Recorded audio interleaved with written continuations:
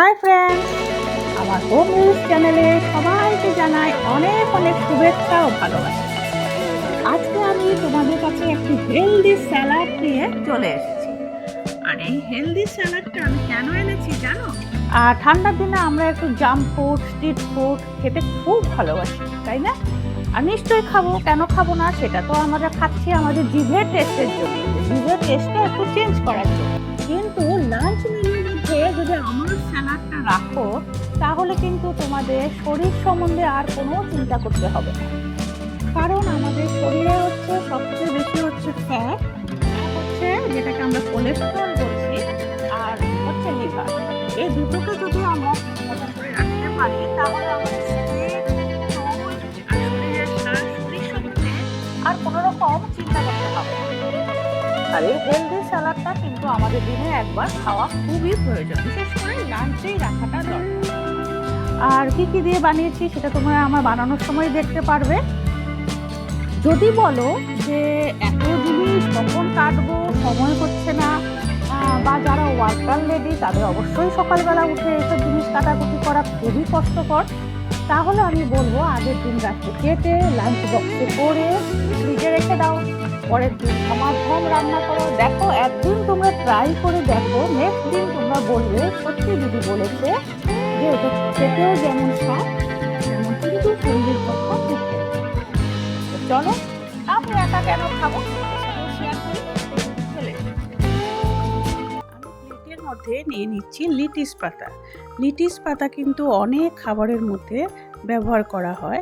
আর লিটিস পাতার মধ্যে প্রচুর পরিমাণে জলীয় ভাব আছে, আর যেটা আমাদের শরীরে অক্সিজেনের ঘাটতিকে পূরণ করে, আর আমাদের শরীরে হাড় শক্ত করে এই লিটিস পাতার রস। আজ গরম গরম স্যালাড যখন পড়েছে, সেখান থেকে লিটিস পাতার রসটা সম্পূর্ণভাবে স্যালাডে চলে আসবে।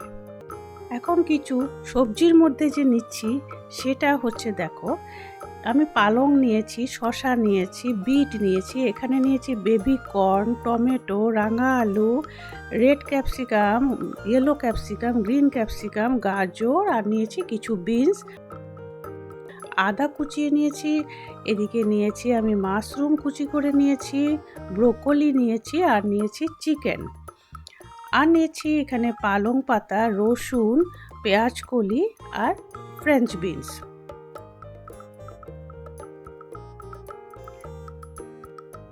এখানে আমি দুজনের পরিমাণ মতন করছি, দুজন খাবে সেই পরিমাণ মতন করছি।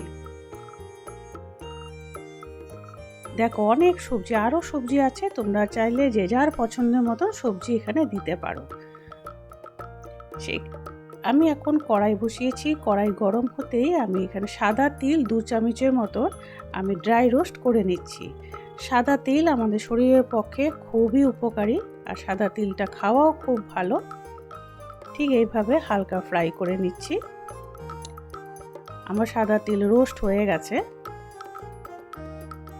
এবার আমি এক টুকরো বাটার দিয়েছি। এবার এই সিম্পল এক টুকরো বাটার দিয়েই আমি সম্পূর্ণ স্যালাডটা কিন্তু তৈরি করব। চিকেনের পিসগুলো যেগুলো কুচি করে রেখেছিলাম সেগুলো আমি দিয়ে দিচ্ছি।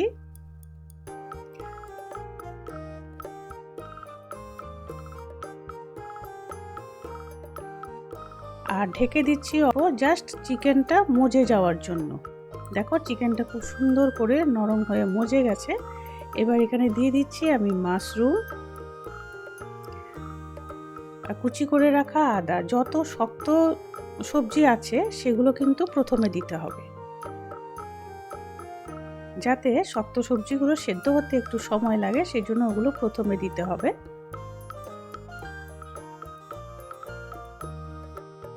এইবার লিডটা উঠিয়ে দিচ্ছি। দেখো, একটু নাড়াচাড়া করে দেখাচ্ছি। একদম এক টুকরো বাটারেই কিন্তু সম্পূর্ণ রান্নাটা হচ্ছে। এইবার আমি ব্রোকলিটা দিয়ে দিচ্ছি, ফ্রেঞ্চ বিন, এবার দিয়ে দিচ্ছি গাজরের টুকরো। আমি কিন্তু কিচ্ছু সেদ্ধ করে রাখিনি, সব আমি কাঁচাই দিচ্ছি। দিয়ে দিচ্ছি রাঙা আলুর টুকরো, আর সব সমানভাবে কাটতে হবে। এবার আমি বেবি কর্নের টুকরোগুলো দিয়ে দিচ্ছি। সব দিয়ে আমি ভালো করে আগে নাড়িয়ে নিচ্ছি। যেহেতু এগুলো শক্ত সবজির মধ্যে পড়ে, সেই জন্য এগুলোকে আগে আমি দিয়ে নিয়েছি। এবার লিড দিয়ে দিচ্ছি জাস্ট 5 মিনিটের মতন। 5 মিনিট হয়ে গেছে। দেখো আমি দেখাচ্ছি, প্রতিটা সবজি কিন্তু আমার সুন্দরভাবে মজে গেছে।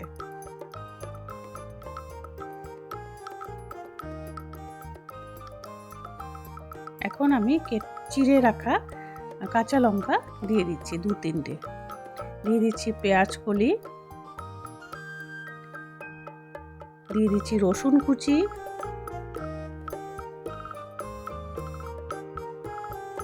এবার একটু মিক্সড করে নিচ্ছি। হ্যাঁ, এখানে কিন্তু একটু বারে বারে করে নাড়াচাড়া করতে হবে, যেহেতু এখানে তেমন কোনো সরষের তেল বা রিফাইন তেল কিচ্ছু নেই।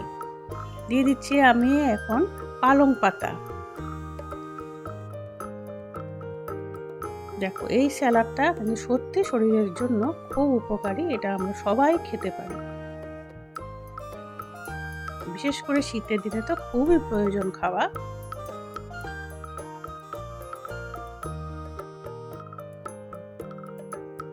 এবার একটু ঢেকে রেখে দিচ্ছি।